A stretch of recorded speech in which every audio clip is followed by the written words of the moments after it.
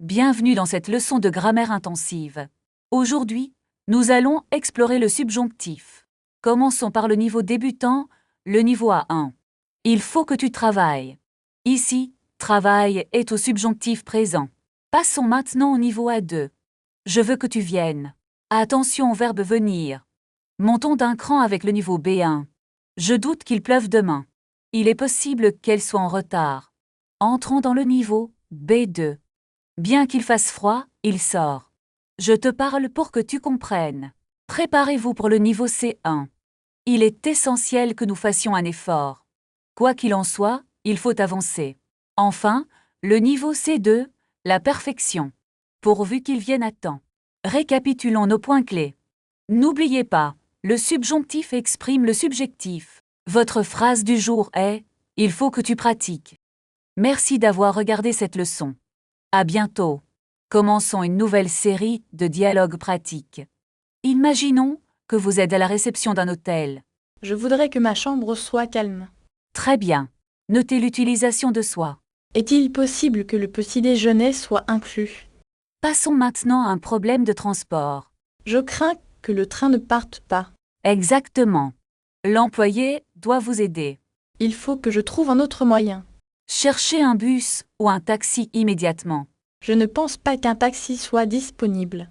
C'est une bonne observation sur la négation. Je veux que vous m'aidiez, s'il vous plaît. Changeons de contexte pour un restaurant. Je souhaite que le serveur apporte l'addition. Mais imaginez qu'il y ait une erreur. Je ne veux pas que je paie ce plat. Dites, il est possible que le prix soit erroné. Il est possible que le prix soit erroné. Parfait. Maintenant, parlons de décision. Je suggère que nous prenions une pause. C'est une excellente idée pour l'équipe. Il est important que tout le monde soit d'accord. Mais certains ne sont pas convaincus. Je ne crois pas qu'ils acceptent ce projet. Essayez de les convaincre avec des faits. Il faut que nous présentions des preuves. Bien. Terminons avec un achat. Je cherche un cadeau pour mon ami. Voulez-vous que je vous aide? Oui, je voudrais que vous me conseilliez. Bien que ce soit cher, c'est beau. Je ne veux pas que ce soit trop cher. Cherchez quelque chose de plus abordable. Est-il nécessaire que je paie maintenant? Non, vous pouvez payer plus tard. Je suis content que ce soit possible. C'est une excellente façon de conclure. Je veux que nous fassions un test. D'accord, préparons un petit quiz. Est-il possible que je réussisse? Bien sûr, si tu étudies bien. Je doute que ce soit facile. Le doute est le moteur de l'apprentissage. Je veux que vous me donniez des conseils. Écoutez bien chaque consigne. Il est nécessaire que je sois concentré. C'est exactement l'attitude requise. Je ne pense pas que je sois prêt. Ne soyez pas si dur avec vous-même. Je vais essayer de faire de mon mieux. C'est l'esprit qu'il faut avoir. Commençons le test maintenant. Bonne chance pour cette nouvelle étape. Ouvrez votre cahier à la page 20. Est-ce que je dois écrire les réponses? Oui. Écrivez une phrase complète pour chaque question. Je ne comprends pas cette règle de grammaire. Quelle partie vous semble la plus difficile? L'utilisation de l'imparfait est très compliquée. L'imparfait sert à décrire le décor. D'accord, je vais essayer de pratiquer. Prenez votre stylo et commencez l'exercice. Puis-je utiliser un dictionnaire pour aider? Oui, mais n'en abusez pas trop. Je cherche le mot pour mountain. C'est montagne, avec un accent circonflexe. Merci, j'ai fini la première partie. Laissez-moi corriger vos erreurs maintenant. Est-ce que j'ai fait beaucoup de fautes? Vous avez fait quelques petites erreurs. Où est l'erreur dans cette phrase? Ici, vous avez oublié l'accord du pluriel. Ah, je comprends mieux maintenant. Refaites la phrase correctement, s'il vous plaît. Je l'ai réécrite sans aucune erreur. C'est parfait. Très bon travail. Passons à l'exercice suivant alors. L'exercice suivant porte sur les pronoms. Est-ce que lui est pour les hommes? Non, lui s'utilise pour les deux genres. C'est vraiment très différent de l'anglais. C'est normal. Chaque langue a ses règles. Donnez-moi un exemple avec lui. Je lui parle tous les jours. Et pour him, c'est l'heure. Exactement, vous avez tout compris. Je vais faire l'exercice tout seul. Prenez votre temps pour réfléchir. Cette phrase est très longue. Décomposez-la en plusieurs petites parties. C'est beaucoup plus clair ainsi. Voulez-vous essayer de traduire ceci? Je vais essayer de traduire maintenant. N'oubliez pas le sens global. Est-ce que ce mot signifie important? Oui, c'est un synonyme très proche. J'ai terminé ma traduction complète. Lisez-la à haute voix, s'il vous plaît. Je suis un peu nerveux pour l'oral.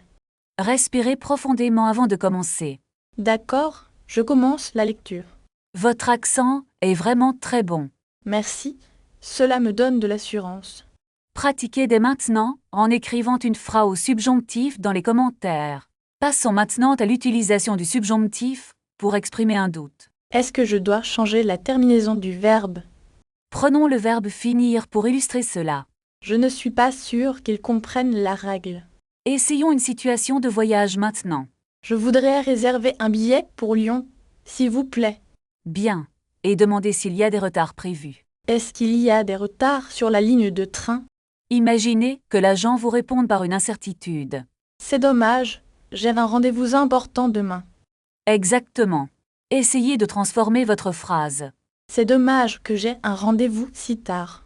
Changeons de sujet, réservez une chambre d'hôtel. Bonjour, j'ai une réservation au nom de Martin. Demandez si le petit déjeuner est inclus.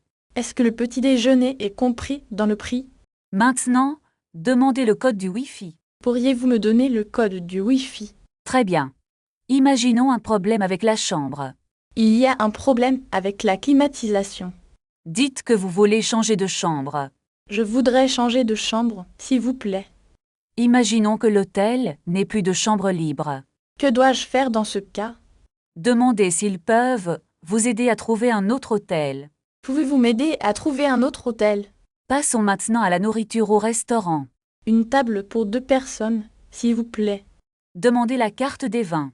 Pourriez-nous voir la carte des vins? Demandez quel est le plat du jour. Quel est le plat du jour aujourd'hui?